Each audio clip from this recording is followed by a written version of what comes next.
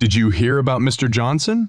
asked Emma's colleague, Mrs. Stevens, as they gathered in the teacher's lounge for their morning coffee. "No. What happened?" Emma looked at her inquisitively, noticing the concern etched on Mrs. Stevens' face. "He's dead," Mrs. Stevens replied somberly. "Found him in his garden. They say it was natural causes, but I can't believe it." Emma's heart sank. Mr. Johnson had been a pillar of the community, always seen tending to his roses or offering a helping hand to his neighbors. The thought of him lying cold in his beloved garden was a somber one. Natural causes. But he seemed so healthy, Emma murmured, recalling the spry, cheerful man who never missed a community gathering. "Exactly my thought. The man could outwalk us all. Healthy as a horse. He didn't have any known ailments either," Mrs. Stevens added, stirring her coffee absently. Throughout the day, Emma couldn't shake off her unease. She found herself lost in thought, the chalk squeaking on the blackboard as she mechanically wrote and erased. The students' murmurs sounded distant, their concerns trivial in the face of the day's loss. After school, Emma found herself walking down Elm Street towards Mr. Johnson's house. The street was unusually quiet. The echoes of children's laughter and the buzzing of lawnmowers were replaced by a grim silence.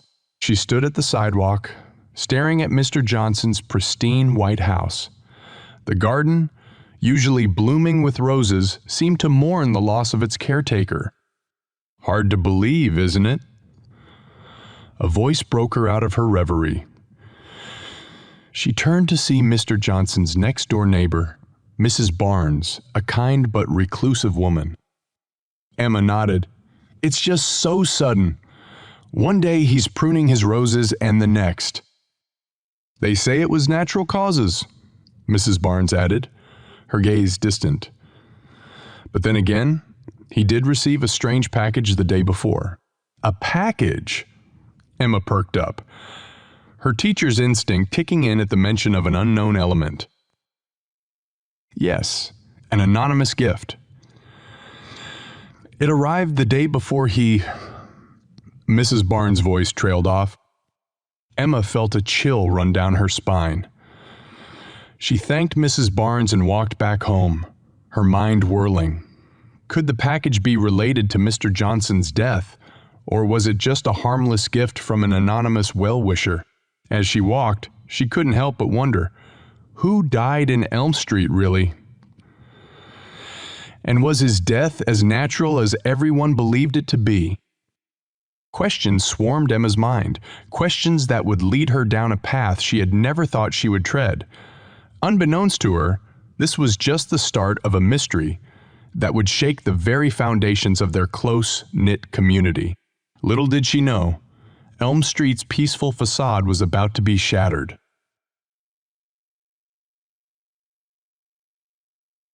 Chapter 2. What's the pattern? A week had passed since Mr. Johnson's death, and Elm Street seemed to sink deeper into its silent grief. A noticeable unease had seeped into the community, held together by shared whispers and anxious glances. It was during the memorial service when Emma heard the news that would spark her suspicion. "Poor Mrs. Thompson, may she rest in peace," Mrs. Stevens whispered, a comforting hand on Emma's shoulder. "Wait. Mrs. Thompson, too." Emma choked on her coffee, her mind racing. The kindly old woman who lived 3 houses down from Mr. Johnson was the last person Emma would expect to pass away so suddenly. "She received a package too, you know," Mrs. Stevens added, her eyes wide. "An anonymous one. Just like Mr. Johnson." A jolt of realization hit Emma. 2 deaths in 1 week, both preceded by an anonymous gift. It was more than a strange coincidence. It was a pattern. Determined to get to the bottom of it, Emma decided to pay the grieving families a visit. Her first stop was the Johnson house, now inhabited by Mr. Johnson's son and his family. She was met with a warm yet weary smile from him, the grief apparent in his eyes. Emma expressed her condolences and carefully broached the subject of the anonymous gift. "Yes, it was a box of chocolates," he explained. "Quite delicious, actually. I didn't think much of it. Dad had many friends who'd send him things." With a soft thanks, Emma moved on to Mrs. Thompson's house, where her daughter echoed a similar story. "It was a bottle of wine," she said, holding up a half-empty bottle of Merlot. "Mom loved her wine. Figured it was from one of her book club friends." Emma felt a chill as the two separate strands of information wove into a damning tapestry in her mind. Anonymous gifts, sudden deaths, no discernible cause. As a teacher, she had always encouraged her students to question, to probe deeper, and that's exactly what she decided to do. Armed with a notebook and a newfound resolve, Emma began visiting every house on Elm Street, making small talk, subtly probing about any strange packages. Her determination disguised behind a friendly neighborhood check, and led her to discover two more similar occurrences. Mr. Jenkins, who died of an unexplained heart attack, had received a mystery box of cigars, and Mrs. Green, found dead in her armchair, had gotten an unlabeled book, 4 Deaths, 4 Anonymous Gifts, one quiet suburban street. Emma felt a shudder run through her as the pattern became crystal clear. The victims were not random, nor were the causes of their death natural. Elm Street was under attack, its residents being picked off one by an unknown hand. But why these individuals? Why now?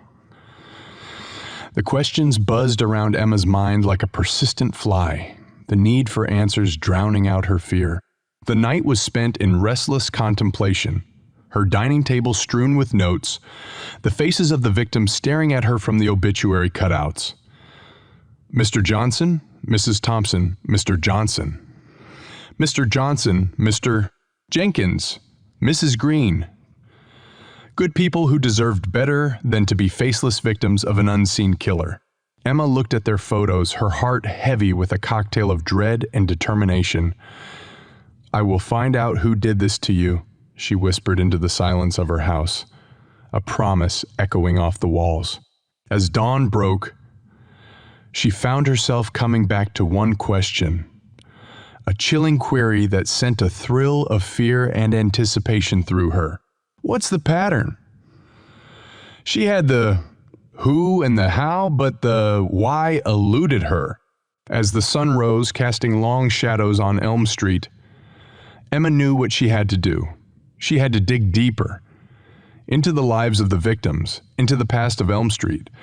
She had to find the common thread that tied them all together, the reason they were chosen. With the break of a new day, a new chapter in the quiet suburbs' life began, led by a school teacher turned amateur sleuth. The answer to her question lay somewhere in Elm Street's past, waiting to be discovered, ready to unveil a truth that would rock the very foundations of their community. Little did she know, the revelations awaiting her would bring more questions, more fear, and a chilling reality she was not ready to face. Elm Street was not what it seemed, and its secrets were about to be laid bare. As the sun rose, so did Emma's resolve. It was time to unmask the faceless killer and bring justice to the victims. But the question remained, as potent as ever, sending chills down her spine. What indeed? Emma thought, her hand closing around the morning paper, the headline screaming of another natural death on Elm Street. It was time to find out. It was time to find out.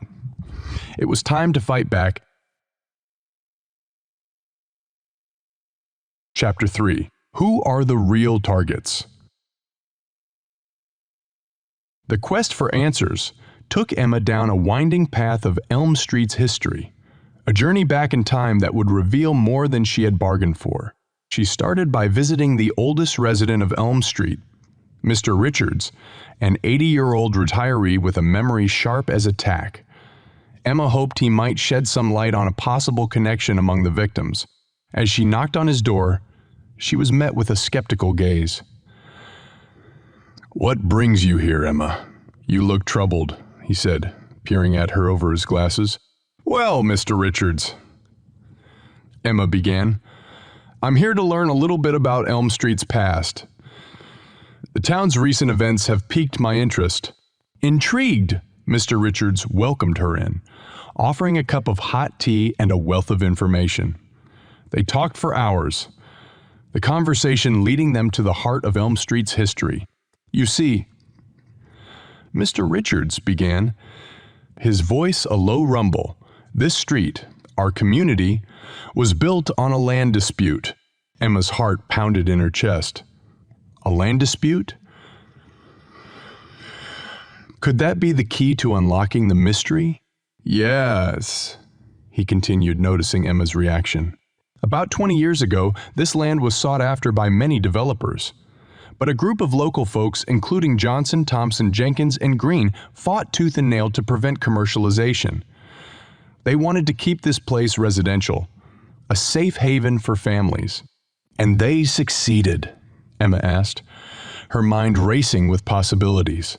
"Yes, but not without making a few enemies," Mr. Richards added, his gaze distant, lost in the memories. "They received threats, even some attempts to sabotage the community, but they stood strong." Emma thanked Mr. Richards for his time and walked back home, her mind ablaze with new information. The victims were not just neighbors but comrades, united by a fight to save their home. But who would hold a grudge after all these years? Who would go to such lengths for revenge? Armed with this newfound knowledge, Emma decided to take her investigation a step further. She dug into the old town records, newspaper clippings, and court documents to understand the dispute better.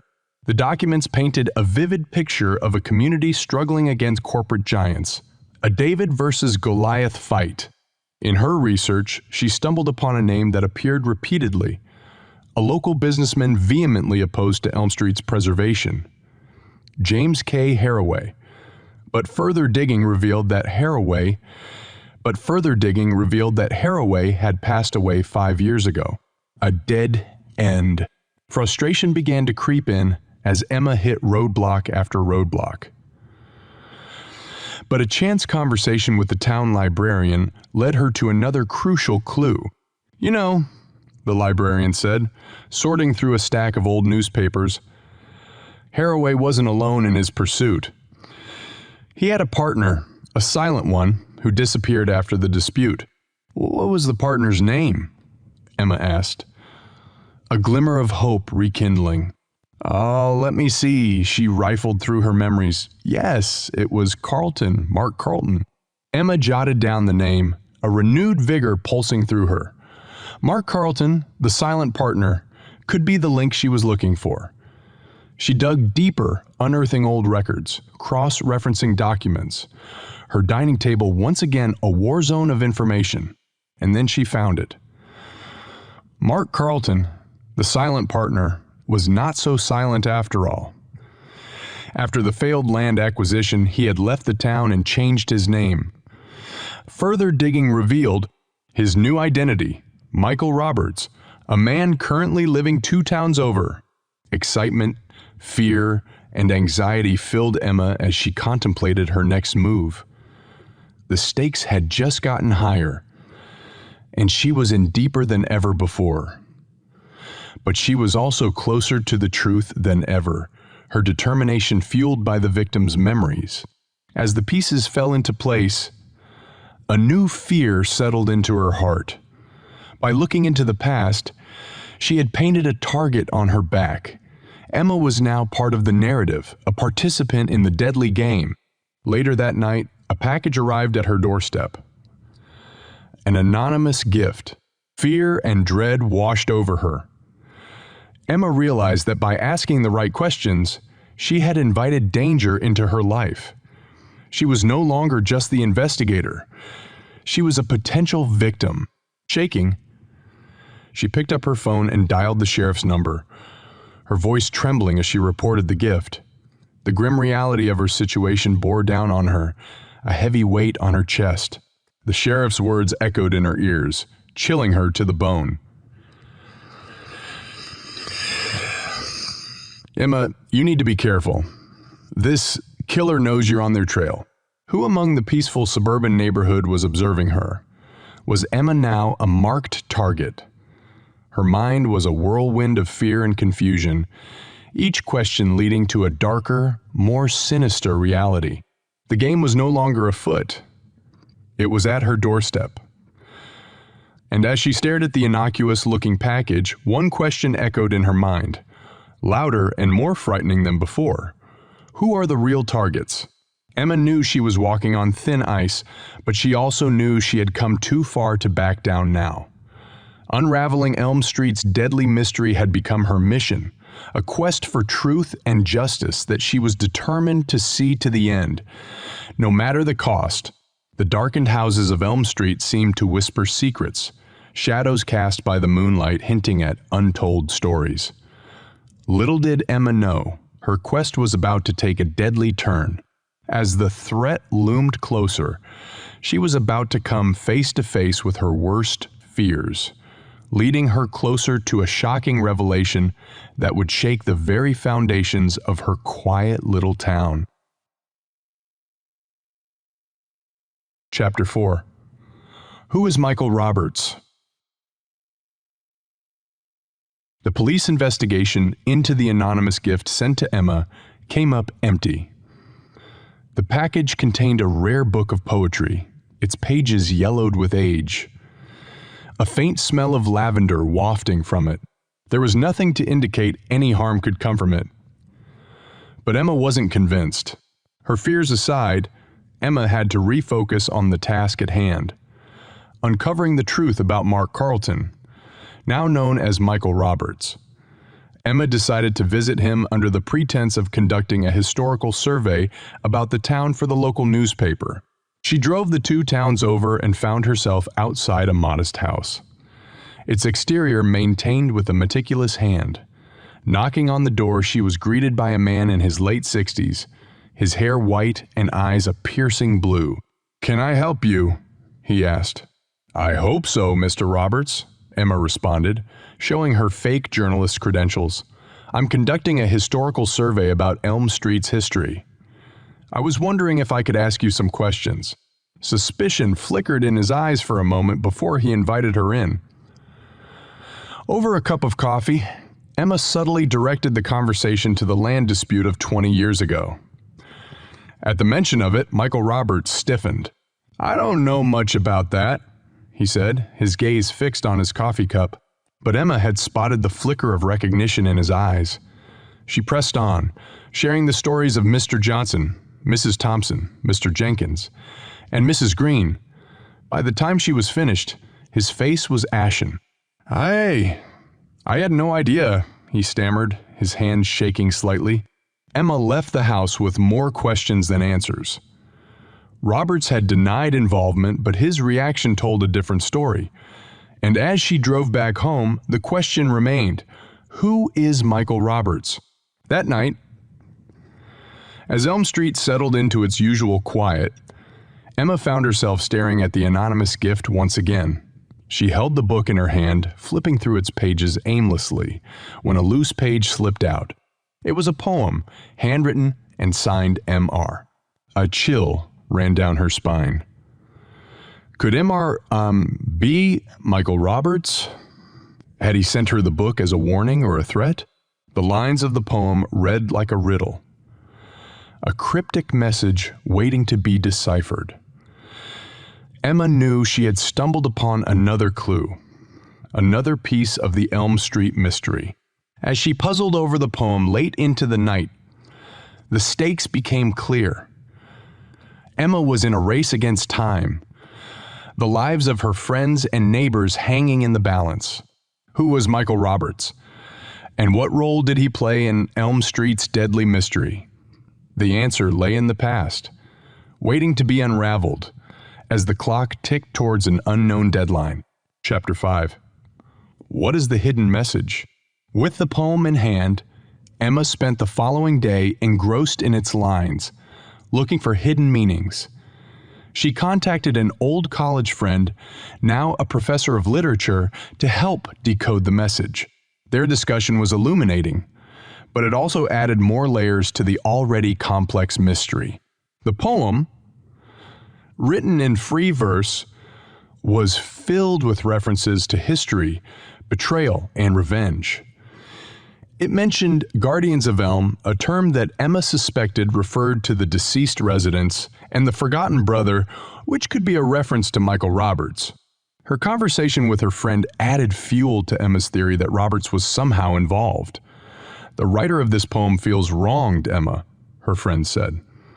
There's a sense of bitterness, a desire for revenge. But how did this tie to the mysterious deaths? Was the poem a confession or a warning? Days turned into a week, and then 2. Emma dedicated every spare moment to the case, cross-referencing information, revisiting old clues, and examining the poem. Sleep became an afterthought, the need for answers consuming her. In the quiet solitude of her study, amidst the sea of papers and notes, Emma realized the truth about Michael Roberts. He wasn't the killer.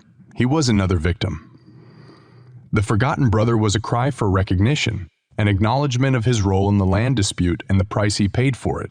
Driven by this newfound insight, Emma revisited her conversation with Michael Roberts. His reactions, his denial, and his shock, it all made sense now. It all made sense now. He was innocent, trapped in a game he didn't even know he was a part of. But if Roberts wasn't the killer, then who was? Emma's thoughts returned to James K. Haraway, Roberts' business partner. But he had been dead for 5 years, unless his death had been a ruse. A frisson of terror swept through her.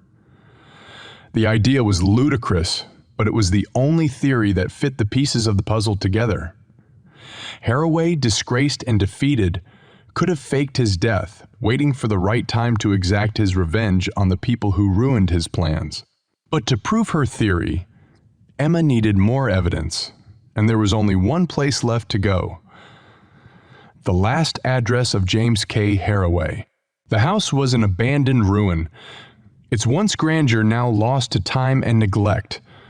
As she stepped over the threshold, Emma felt a chill run down her spine. The house echoed with a silent, brooding menace. She spent hours searching the house, the dread growing with each passing minute. And then, in a dusty, forgotten study, she found it, a wall of evidence, newspaper clippings, photos of the Elm Street residents, and in the center, a large, detailed map of Elm Street. But the most chilling discovery was a series of obituaries, all from Elm Street, all of people who had received an anonymous gift just like she had. Emma realized, with a jolt of terror, that the killings had been planned for years. Each victim meticulously chosen, each death a step towards Haraway's twisted version of justice. As she stumbled out of the house, the truth hung heavy in the air. James K. Haraway, the disgraced businessman, was alive, and he was the mastermind behind the Elm Street killings. Racing home, Emma phoned the sheriff, her voice trembling with the weight of her discovery. As she waited for the authorities, the reality of her situation set in. She was not only on the killer's radar, but was also his next target. The final question hung in the air, a haunting reminder of the deadly game she was caught in. What is the hidden message? The message was clear, and it was a chilling one. James K. Haraway was back, and he was claiming his revenge, one resident at a time. As the sun set on Elm Street, casting long, eerie shadows on its peaceful houses, Emma couldn't shake off the feeling of impending doom. She had discovered the truth, but was it too late? She was now in the eye of the storm. The next target in Haraway's deadly game. Emma knew she had to act fast to expose the truth before it was too late, before Elm Street lost another resident to the midnight poisoner.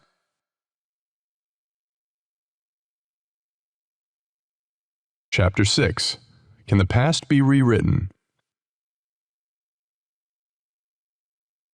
As the sun set and the shadows of Elm Street lengthened, Emma anxiously waited for the sheriff and his deputies to arrive. The whole town seemed to hold its breath, a sense of dread hanging over the peaceful neighborhood. Upon their arrival, Emma quickly relayed the information she had discovered, the weight of her findings lending urgency to her words.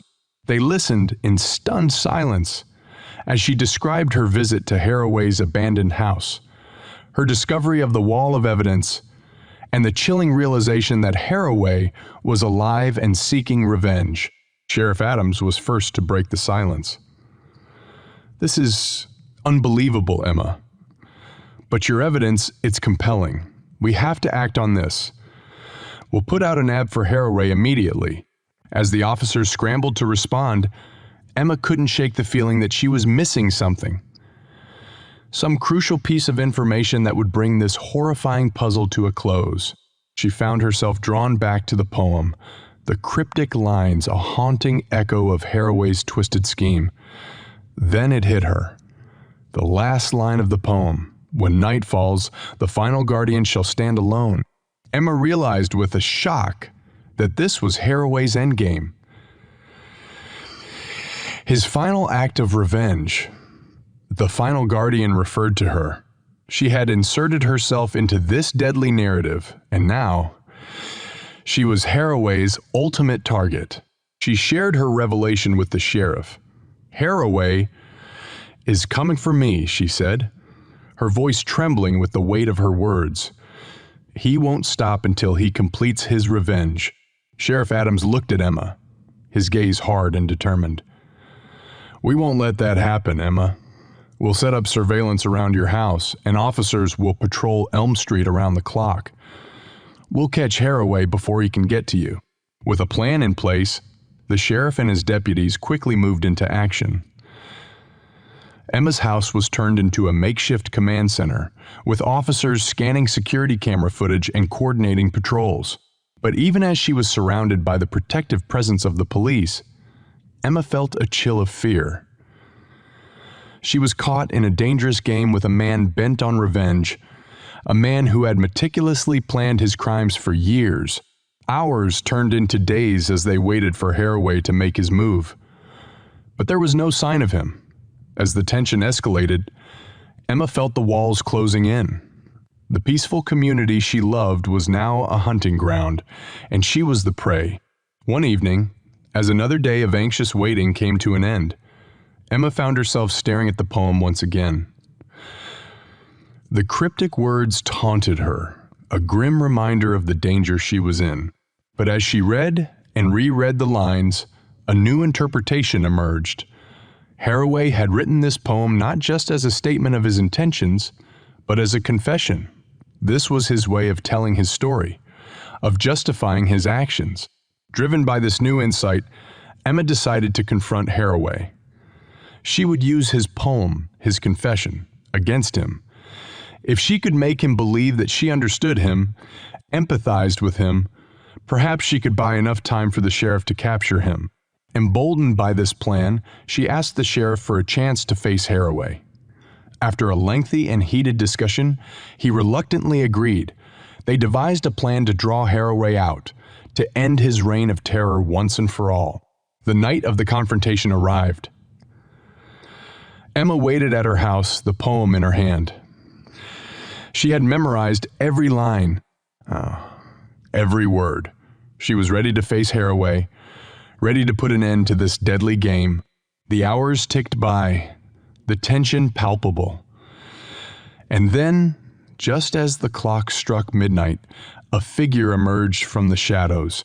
James K. Haraway had arrived. As he stepped into the light, Emma saw a man changed by years of bitterness and hatred. His eyes were cold, his face etched with a grim determination. But Emma wasn't scared. She knew she had the truth on her side. The final showdown had begun, and as Emma stared into the eyes of the man who had haunted Elm Street, she was ready to rewrite the past, to end the cycle of revenge, to restore peace to her beloved community. And so, with the poem as her shield and the truth as her weapon, Emma faced her enemy, ready to answer the final question. Can the past be rewritten? Emma stepped forward. The poem clutched in her hands. I know why you're here, Haraway, she said, her voice steady despite the tremors of fear that threatened to shake her resolve. I've read your confession. Haraway paused, his icy gaze locked on her. Confession, he asked, a bitter laugh escaping his lips. Is that what you think this is? Emma held up the poem, the aged paper trembling slightly in the cool night air. This is your story, Haraway. Your reasons for what you've done. But it doesn't have to end this way. For a moment, there was silence, the tension between them almost tangible. Then Haraway moved, closing the distance between them. And how do you propose it ends? He asked, his voice dripping with contempt. Emma took a deep breath, gathering her courage. With understanding. With truth. I know you feel wronged, Haraway, but continuing this cycle of revenge, it won't bring you peace. There was a flicker of something in Haraway's eyes, a momentary crack in his hardened facade. Seizing the opportunity, Emma pressed on. You were wronged, yes, but this, taking lives, it's not justice, Haraway. It's just more pain. As Emma spoke, Haraway's face remained impassive, but his eyes told a different story. They were filled with a tumult of emotions, anger, regret, and underneath it all, a spark of doubt. I didn't start this cycle, Emma, Haraway finally said, his voice barely a whisper. I'm just finishing it. No, Haraway, Emma replied, her gaze unwavering. You have a choice. You can end this cycle, right here, right now. There was a tense silence, the night holding its breath as Haraway weighed her words. And then, finally, he nodded. Maybe you're right, Emma. Maybe it's time to let go. And in that moment, as Haraway dropped to his knees, the tension broken, the Elm Street mystery finally came to an end. The past couldn't be rewritten, but the future was a blank page, ready for a new story to be told. Emma exhaled the breath she hadn't realized she'd been holding, her heart pounding in her chest. She glanced over to the edge of her property where Sheriff Adams and his deputies had been waiting in the shadows. The sheriff gave her a nod and they moved in swiftly, apprehending Haraway without any resistance. As they handcuffed him and read him his rights, Haraway looked up at Emma one last time. I hope you're right, Emma. I hope this ends the cycle. Justice will be served now, Haraway, Emma replied, the right way. In the days that followed, the town of Elm Street breathed a sigh of relief. Emma's house returned to its quiet normalcy, no longer a command center buzzing with activity. And Elm Street, for the first time in many years, was free from the shadow of the midnight poisoner. Emma's discovery and Haraway's subsequent arrest made headlines. The Elm Street mystery was solved, and while the town grappled with the revelation, there was an undeniable sense of relief. Haraway's reign of terror had ended, and Elm Street could finally begin to heal. However, for Emma, the journey was not over yet. The experience had left her changed, more aware of the underlying currents of her town. She found herself drawn to other unsolved mysteries, determined to use her newfound investigative skills to bring justice where it was due. And so, as life on Elm Street returned to its peaceful normalcy, a new chapter began for Emma. She had faced her fear, stood up to a deadly adversary, and had come out victorious. She was no longer just a resident of Elm Street. She was its guardian. And as for the question, can the past be rewritten? Perhaps it couldn't. But Emma had shown that it could be faced. it could be understood, and most importantly, it could be learned from. She had stopped a cycle of vengeance and, in doing so, had given Elm Street a chance to write a new, peaceful story. A story where the past, however painful, was a lesson, not a blueprint. Emma closed the door to her house, the setting sun casting long shadows on Elm Street. Tomorrow was a new day, and she was ready for whatever it might bring.